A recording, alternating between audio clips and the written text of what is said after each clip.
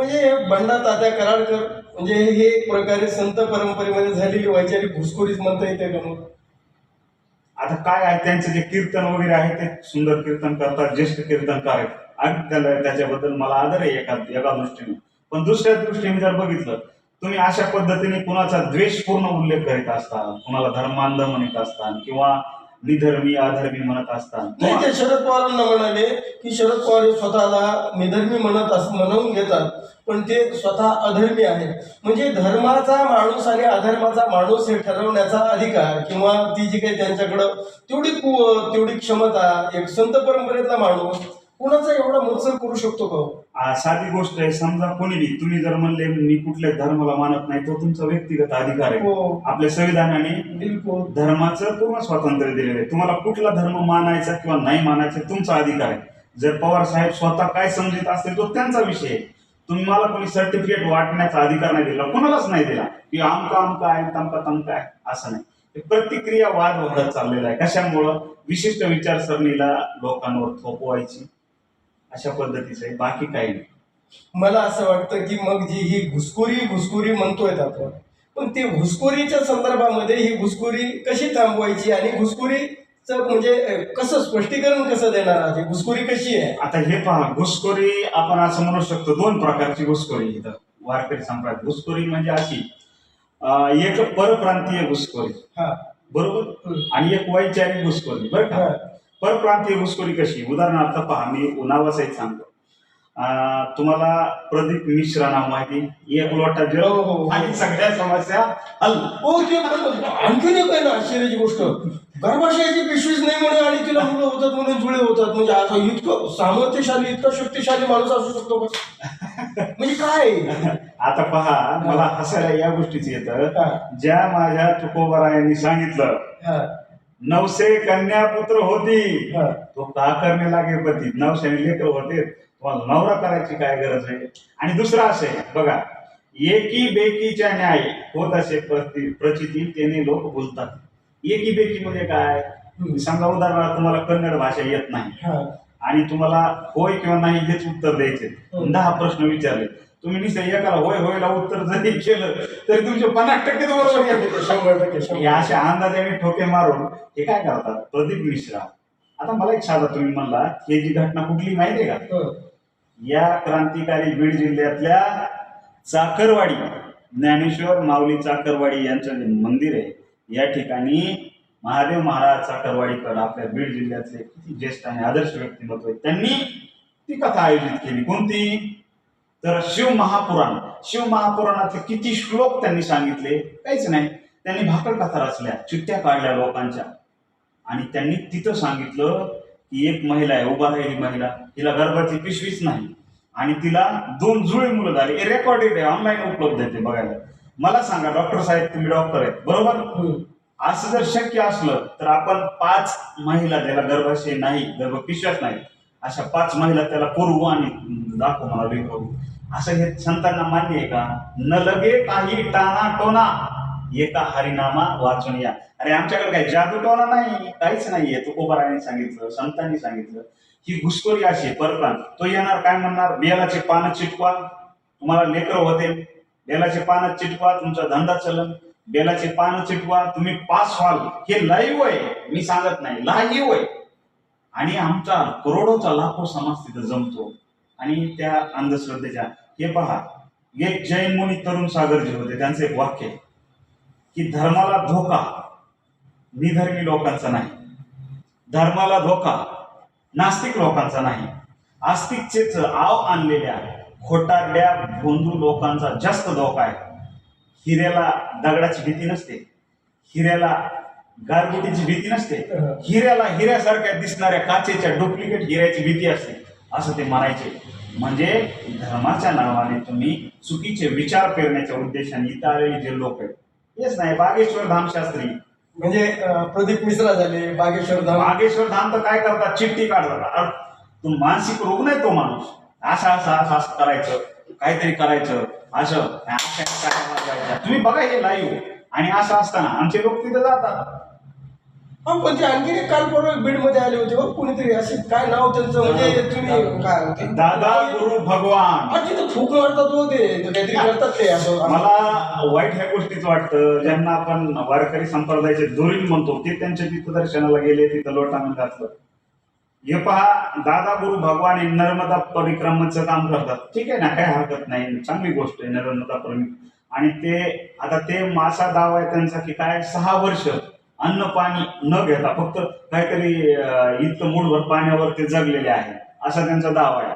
आणि त्यात बरं ठीक आहे, मी असं मानतो की सिद्धी मिळाली की त्यांना ती, त्याचा आम्हाला काय फायदा, समाजाला काय करायचं. म्हणजे याचा अर्थ हे गोविंदगिरी असतील, प्रदीप मिश्रा असतील, ते कोण म्हणजे तुम्ही धीरेन शास्त्री ते असतील किंवा हे ते आता उघडे काय त्यांचं ते काय दादा गुरु भगवान ते असतील, म्हणजे हे परप्रांतीय आक्रमण कळालं. पण आतलं आक्रमण कोणतं आहे समजा, जे काही आता म्हणजे हे झालं परकीय आक्रमण, दुसरं म्हणजे काय दुसरं कोणती घुसखोरी आहे. हे पहा, वारकरी संप्रदायाने जो विचार दिला ना, समाजाला अंधश्रद्धेतून मुक्त करायचं, कर्मकांडातून मुक्त करायचं, शुद्ध भक्ती, म्हणजे त्याला असं म्हटलं जातं की त्या भक्तीत कुठली मागणी नाहीये, काही नाही, शुद्ध भावनेने केलेली भक्ती, निष्काम भक्ती वारकरी संप्रदायाचं आहे. नामस्मरणाशिवाय काहीच नाही, विठ्ठल विठ्ठल म्हणायचं फक्त, बोलावा विठ्ठल, करावा विठ्ठल, पाहावा विठ्ठल जीवभाव, एकदम शुद्ध भक्ती. पण हे काय इथं पेरायला लागलेत आज मला सांगा, हे काय कर्मकांड. तुम्ही काय करा, रोज एक जल लोटा घ्या, आमकी हे करा, तमकी पूजा करा, हे करा, ते करा, त्यांनी खरंच समस्या मिटणार आहेत का, तर अजिबात मिटणार नाही. म्हणजे ही वैचारिक घुसखोरी करून जे संतांनी, आमच्या ज्येष्ठ कीर्तनकारांनी, ज्येष्ठ महंतांनी, मठपतींनी हे जे चांगलं करून ठेवलेलं वातावरण होतं, तो वैचारिक सगळी घुसळण, सगळी वैचारिक खराबा करण्याचं काम सुरू आहे. ही झाली परप्रांतीय घुसखोरी, लक्षात घ्या. आणि दुसरी तुम्ही जे म्हणलात वैचारिक, आता काय व्हायला लागलंय, जे असं हे ट्रेंड प्लॅन करून केलेला कार्यक्रम असावा असं मला वाटतं. एक साधं उदाहरण, की काय करायचीच गरज नाही ना, भडकाऊ विधान द्यायचं, हिंदू धर्म असं तसं हे करून टाकीन. हा, जे कोणी मुस्लिम समाजातलं चुकलं, भाऊ सरकारला सांगा ना, केस दाखल करा, की ते करत गव्हर्नमेंटला करायचं सांगा ना तुम्ही. बरोबर, तुम्ही कोण करणार आहे, फाडून काढून तोडून काढून तलवारीची ह्याची भाषा करणार कीर्तन नाहीये, प्रेमाचं आहे, लोकांमध्ये हृदयात परिवर्तन घडवणारं कीर्तन आहे. तुम्ही तिथं मुस्लिम समाजाविषयी किंवा या कीर्तनाच्या गादीवरून पक्षाचा प्रचार करणं अत्यंत चुकीचं उदाहरण आहे, एक नाहीच व्हायला पाहिजे. तर हे करणं हा उद्दिष्ट आहे डायरेक्ट. आता तुम्ही आताची इलेक्शन झाली विधानसभा, काय झालं, बटेंगे तो पटेंगे, एक है तो सेफ है. मग आता काय झालं, आता झाले का शेप सगळे, झालं सगळं नीट. मी सांगतो, जर खरंच महाराज इथले जे ते म्हणजे माफ करा पण हे काय राजकीय पक्षांचे कार्यकर्ते म्हणून काम करायला असं वाटतं का? मग करायला लागले नाहीत, 100% गुलाम आहेत राजकीय पक्षांचे. आणि मग जसे कार्यकर्त्यांना वागणूक दिली जाते तशी यांना वागणूक मिळायला लागल्यानंतर, म्हणजे जर एखाद्या विरोधी पक्षाचे कार्यकर्ते झाले, संघर्ष जर निर्माण झाला, आपण काय करतात त्यांच्यामध्ये काय चालतं मग आता जे टीव्हीवर चालू तो संघर्ष नाही, संघर्ष काय फक्त तलवारीत पुढे असतो, हाच चालू ना, हा असं म्हणतोय तो तसं म्हणतोय, हेच घुसळून चालूच आहे ना, हा संघर्षच आहे. मग ह्या लोकांपासून ह्या म्हणजे हे बघा, आता तुम्ही जे म्हणाला तसं, हे बाहेरचे आतले यांनी सगळ्यांनी वारकरी संप्रदाय किंवा संत परंपरा कलंकित करण्याचं हे पाप करतात. आता यातून आपला धर्म हा जो पंथ आहे वारकरी संप्रदाय, तो सुरक्षित कसा नाही. आता साधं सांगतो बघा, आपले जे, आणि असं नाही चांगले पण माणसं आहेत, भरपूर आहेत, मार्गदर्शक ज्येष्ठ एकदम संतुलित भूमिका घेऊन समाजाच्या हिताचं काय सांगणारे भरपूर कीर्तनकार आहेत, प्रवचनकार आहेत, कथाकार आहेत, सुंदर आहेत. आता ह्यांची म्हणजे आपण सगळ्यांनी एक जाणीव करून घेतली पाहिजे की आपली मूळ परंपरा काय. लक्षात घ्या, आणखी एक सांगतो, संत साहित्यामध्ये जवळजवळ 20,000 पेक्षा जास्त ओव्या आणि अभंग आहेत. 20,000 पेक्षा उपलब्ध बरं का, तसे ते तुकोबरायांनी 4 कोटी अभंग लिहिले उपलब्ध, सध्या 20,000 पेक्षा जास्त अभंग ओव्या आहेत. इतका समृद्ध आहे. आणि आपला कसं आहे माहितीये का, वारकरी संप्रदायाचा जो फॉर्म आहे, आपण श्रीकृष्णात स्वीकारलेला आहे बरोबर, पण तो कशामध्ये, विठ्ठल, विठेवरी उभा गटेवरी हा, बरोबर का, तो हा विठ्ठल बरोबर, तो हा माधव, हा स्वीकारलाय आम्ही. बरोबर, निशस्त्र आहे, शांतीचा मार्ग सांगणारा तो स्वीकारलाय आम्ही. तशीच गीता आम्ही जशाच तशी स्वीकारली का वारकरी संप्रदायाने नाही. In the form of Dnyaneshwari, जशा तसं नाहीये. ज्ञानेश्वरीच्या रूपाने आम्ही गीता स्वीकारली. मग ज्ञानेश्वर महाराज संस्कृत मध्ये लिहू शकत नव्हते का? यस का नाही? लक्षात ठेवा, माझा मराठाची बोल कौतुके परी अमृताती पैजा जिंके ऐशी अक्षरे रसिके मिळवीन. मराठी भाषेचा गुणगौरव केलाय ज्ञानेश्वर महाराजांनी अनेक ओव्या आहेत. आणखी नाथबाबा म्हणतात, जर संस्कृत आणि देवे केली मग प्राकृत काय स्वरापासून आली. म्हणजे आपल्या सांप्रदायिक लोकांनी हे समजून घेतलं पाहिजे, संस्कृत भाषेला त्याच्या ठिकाणी महत्व आहे, पण आपल्या वारकरी संतांनी हे जाणीवपूर्वक मराठी भाषेत का निर्माण केलं समजून घ्या. आपली गीता, आपली गाथा, ज्ञानेश्वरी, सकळ संतांचं वाङ्मय हे आपले धार्मिक ग्रंथ आहे. सकळ वाचवायचं कसा संप्रदाय, आणि मग यांनी हे समजून घेतलं पाहिजे ना आपलं अधिष्ठान काय, की आपली परंपरा काय. आता तुम्हाला शत्रूच, अदृश्य शत्रू तुमच्या आतमध्ये बसलेला आहे. एक बाहेरून आलाय, एक आतून पोखरतोय, एक बाहेरून ठोका मारतोय, आणि त्यामध्ये दोन्हीकडून सापडलेला वारकरी संप्रदाय. अहो तुम्ही वाचवणार कसा आहात एवढं मला सांगा. आता उघड सांगायचं बोल, हा उघडच काय विषय आहे? सांगा, अंतर्गत कशाला. मला जर माझ्या तारखा मिळतात हा. वाचवायचं खिचवायचं कुणाला पडले. मला माझ्या तारखा मिळतात, कीर्तन मिळतात, माझं मस्त चाललंय, माझ्या मठाला देणग्या मिळतात, माझं सगळं ओके चाललंय, माझ्या फळात लोक येतात, मला मानतात, माझं मस्त चाललंय. म्हणजे कुणाला करायचंय बदल कोणाला. म्हणजे याचा अर्थ वारकरी संप्रदाय मुळामध्ये म्हणजे ज्याच्यासाठी जन्माला आला होता तो त्या संप्रदायाचा हेतू संपुष्टात आलेला आहे असं तुम्हाला नाही, असं संपूर्णपणे नाही म्हणू शकत. बरोबर, किती बदल झाला, बदल भरपूर झालाय. बदल आज म्हणजे काय म्हणतात त्याला, की बऱ्यापैकी प्रमाणामध्ये, बऱ्यापैकी तुम्ही विचारा, बऱ्यापैकी प्रमाणामध्ये सगळीकडे चौकशी करा. म्हणजे खरं तर आपण विकारापासून मुक्तीसाठी धर्म कुठला बी असो, तो विकाराच्या मुक्तीसाठी, विकारातून मुक्ती मिळाली. तुका म्हणे देही घरीला विठ्ठल, काम क्रोध घर केले रीते. विकार मुक्त जीवन होऊन आपण स्वतः ती ईश्वराची अनुभूती घेण्यासाठी धर्म असतो, शांततेसाठी असतो, ना की संघर्षासाठी असतो. त्याच्यासाठी धर्म आहे. पण हे लोकांना कळणार ना, इथं उद्देश काय झालाय. मुख्य उद्देश पैसा कमवणे आहे, आणि लक्षात घ्या नफा कमवणे आहे. आणि जिथं नफाखोरी, तो कोबरायचा अभंग आहे, जिथं नफाखोरी हा उद्देश असतो तिथं धंदा केला जातो. तिथं कोणाला पडलंय परिवर्तन बदल हे, याचा अर्थ सगळेच तसे असं म्हणत नाही मी, पण उद्देश तसाच आहे असं मला दिसतं.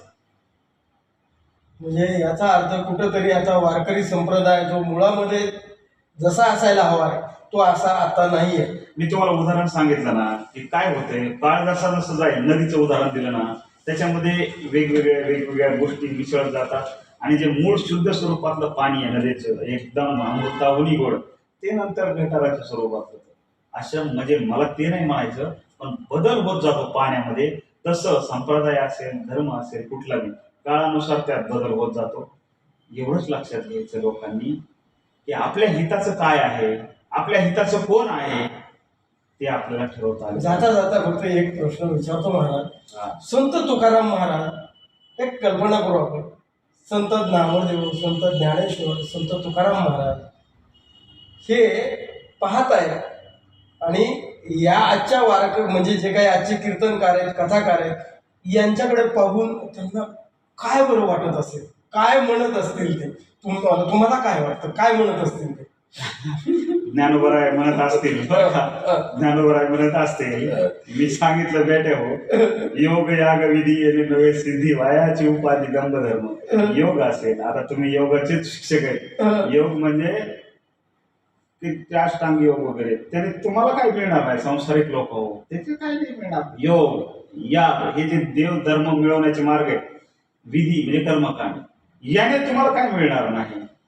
ज्ञानोबराय म्हणत असतील, मी ह्यांना सांगितलं, हे सगळं त्याच्यात सांगतो. अरे मी सांगतोय हरिमुखे म्हणा, हरिमुखे म्हणा. हरी सोपं कोणाला आवडत नाही महाराज, सोपं कोणाला आवडत नाही. काहीतरी असं अवघड पाहिजे, कर्मकांड पाहिजे, तेव्हा कुठं मजा वाटते. लोक ज्ञानेश्वर माऊली म्हणतात, किती सोपं सांगितलं मी प्रेमाने, आणि जे फळांची व्यंकटी सांडव म्हणलो मी, आणि इथं तर निष्ठा द्वेष फिरत चालवत आम्ही. माऊली म्हणत असते, अरे मी म्हणलो मोक्ष मेल्या पाठी आम्हासी होईल, ऐसे जे म्हणती अति मूर्ख माऊलींचा अभंग आहे. माऊली म्हणते मी सांगितलं वारकरी संप्रदायात मोक्षाची जी संकल्पना आहे ती इथंच आहे बरं का, जन्मल्यापासून मृत्यूपर्यंत. त्याला जीवनमुक्ती म्हटलेली आहे संतांनी. तुका म्हणे महापातकी पतित होती जीवनमुक्त मुक्त हेळा मात्रे. बघा, तुका म्हणे महापातके पतित होती जीवनमुक्त हेळा मात्रे. क्षणात जीवनमुक्त होतात, वाल्या कोळी क्षणात जीवनमुक्त झाला. हा मार्ग जीवनमुक्तीचा हितच. मेल्यानंतर स्वर्ग मिळतो ना हे सांगू शकत नाही. माऊली म्हणतात की काय करेल, कोणी बघितलं, आपण आहेत का तिथं? नाही, माऊलींच आहे. म्हणजे आम्ही संतांना खोटं ठरवायला लागलो ना. नाथ बाबा म्हणत असते, बाबा रे मी गाढवामध्ये मला तो देव दिसला, विश्वेश्वर दिसला. आज तुम्ही माणसाविषयी किती मारून टाकण्याची भाषा करायला लागले, नष्ट करण्याची भाषा करायला लागले.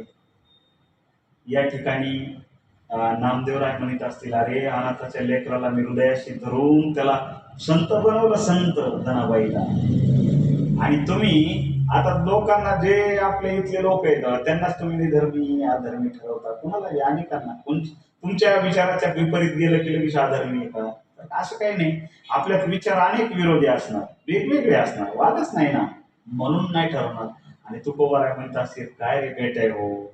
आपण तुकाराम महाराज म्हणायचे ना, काय म्हणले की भले तर देऊ, काय म्हणले ते अभंग काय? तो सांगतो, भले तरी देव गांडीची लंगोटी, नाठाळाच्या माती देव काठी. पत्ते जर असं तर त्यांनी फटका द्यायचे पडेल का? तसा असा फटका वाईट टाकले असते, तू कोबाराय म्हणले असते, कोणत्या येण्यासाठी मी अभंग लिहिले रे बाबा होय, काय चालू आहे बघा. तर त्यांचा अभंग, जेथे कीर्तन करावे तेथे अन्न सेवावे, माळ घालू नये गळा, बुका लावू नये भळा, तटवर्षवाशी दाना तेथे मागू नये जना.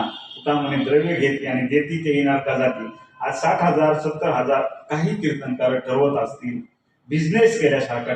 सुपारी म्हणतोय, सुपारी म्हणतोय, सुपारी मानधन पॉकेट काही म्हणा, म्हणण्याला काय. रुस्ते पुन्हा कमी पडल्यानंतर रुस्ते पण म्हणे. आता ते अनेक प्रकार आहेत. समजा मला सांगायचं नाही, ठीक आहे ना, समाजाने समजा त्यांना जाण्या येण्याचं ते समाज देतोच, वादच नाही, ठीक आहे, ते हरकत नाही. पण मला सांगा, किंवा कथेचा विकरा हे तो मातेचे गमन, भाड खाई धन विटाळतो, आईशी शय्या केल्याचं महापाप तुम्हाला लागतं. तुकोबारायचं हे खरं खोटं ठरवणार का तुम्ही? तुकोबाराय म्हणत असेल, काय चालू आहे हा बाजार सावळा गोंधळ. किंवा अगदी बघा, कोणी भगवे वस्त्र घालून आला म्हणून काय तो साधू नाहीये, भगवे तरी श्वान पुत्र भगवा असतात, सहज वेश त्याचा. आणि तिथे अनुभवाचा काय, कुणी दाढी वाढवली म्हणून सुनते का? वाढवणी जटा हिंडे दाही दिशा, तरी जम्बू वेशा सहज असते ती. कुणी गुहेमध्ये बसलाय, कुणी कोरोनिया भूमी करीमध्ये वास, तरी उंदरास काय वाणी. तुकोबाराय म्हणतात, अरे ह्यांनी काही नाही भेटणार रे बाबा हो. म्हणजे याचा अर्थ की जे कीर्तन करतात, कथा करतात, पण त्याच्या बदल्यामध्ये सुपाऱ्या प्रचंड असं मानधन घेतात किंवा त्याला सुपारी घेतात म्हणता येईल. म्हणजे हे महाराज म्हणतात तसे ते भाडखाऊ आहे, ते कुत्र्यासारखे आहे, ते आणखी काय म्हणत आहे, हेच आहेत ना. हा, तर यापेक्षा आणखीन वेगळं विश्लेषण असू शकत नाही की जिथे मस्तक पायावरती जाईल असे महाराज भेटावेत, की जिथं वाटलं पाहिजे की जिथं स्वार्थाचा स्पर्श नाही, जिथं न्याय आहे, जिथं समता आहे, जिथं बंधुता आहे, जिथं विकार मनामध्ये नाही आहेत, षड्रिपू जिंकले, त्याला वारकरी संप्रदाय संत परंपरा. मुद्दा ऍड करतो, एक राहिला आपला की परावियाम नारी आम्हा रुक्मिणी समान, सुंदर तरुणी तुकोबारायकडे गेली. तुकोबाराय काय म्हणले, जाई व तू माते आम्ही विष्णुदास तैसे. अरे ती बाई त्यांची भक्त बनली, रडायला लागली का? अरे बाबा इतकी सुंदर तरुणी आणि तिला तुकोबाराय माता म्हणले, माता घ्या. आणि आज आज किती घटना, किती पेपरला येतात, तुम्ही वाचा ना, अमक्या अमक्या महाराजांनी हे केलं, अमक्या शिक्षण संस्थेमध्ये, वारकरी शिक्षण संस्थेमध्ये बलात्कार झाला, अगदी मुलांवर बलात्कार झाल्याच्या घटना येत असतील, तुकोबाराय रडत असतील कसा कसा. ज्या वारकरी संप्रदायामध्ये म्हणजे जिथं जन्म झाला, जिथं संत तुकाराम जन्माला आले, जिथं संत नामदेव जन्माला आले, जिथं ज्ञानेश्वर जन्माला आले, त्या वारकरी संप्रदायाचा खरात जिथं जन्माला आला तिथं त्या वारकरी संप्रदायाचा पराभव झाला असं आम्हाला या ठिकाणी नमूद करावं असं वाटतं. म्हणजे आपलं जे कायदे मंडळ आहे, कायदे मंडळ जे कायदे बनवतात आपले, म्हणजे दुःखाची गोष्ट ही आहे, सामान्य लोक फसू शकतात. पण जे कायदे बनवतात ना आपले, तुमचे आमचे, ते कणगोळ्या कापून बोट कापून त्या खरात बाबाचा मूत प्यायला जात असते तिथं यासारखी आपली वैचारिक घसरण कोणती नाही, मानसिक घसरण कुठलीच नाही, असं या ठिकाणी नमूद करावं आहे. बघा ती परिस्थिती.